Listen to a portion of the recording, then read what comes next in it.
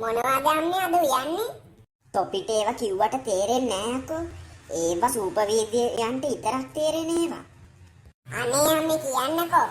හොඳයි එහෙනම් මං කියන්නම්කෝ. පොත්තුනි. මොකදම විල්ලක් දික් කරගෙන hina වෙලා ඉන්නේ. අන්න අම්මේ අයියා වැලි පොළවේ බෝට්ටු පදිනවා. ඉතින් දැන් ඔබ කියන්නේ මට මේ මිනි චිප්ස් කන එක නවත්තලා බත් කන්න කියලාද? අම්මේ මොකද බං දෙරියන් දෙන්නේ? මට උයන්නක් තියෙනවා. මොනවද අම්මේ අද උයන්නේ? තොපිට ඒවා කිව්වට තේරෙන්නේ නෑ අකෝ. ඒවා සූපවේදියන්ට විතරක් තේරෙන ඒවා. අනේ අම්මේ කියන්නකෝ. හොඳයි එහෙනම් මං කියන්නම්කෝ. කොත්තුනි. මොකදම විල්ලක් දික් කරගෙන hina වෙලා ඉන්නේ.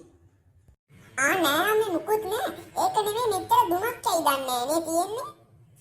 ඔය ඉන්දියාවෙන් දුන්න විසඳුම තමයි ඉතින්. තොපි ඒකවත් දන්නේ නෑ. ඔහේ ෆෝන් එක ඔබ ඉන්නවා.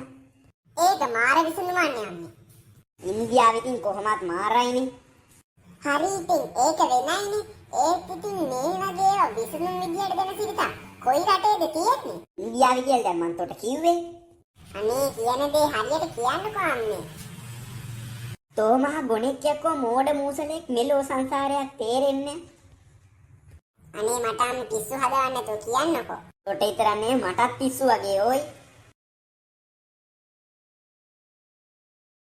අම්මේ මොකද බං මම මේ මිනි චිප්ස් කනවා.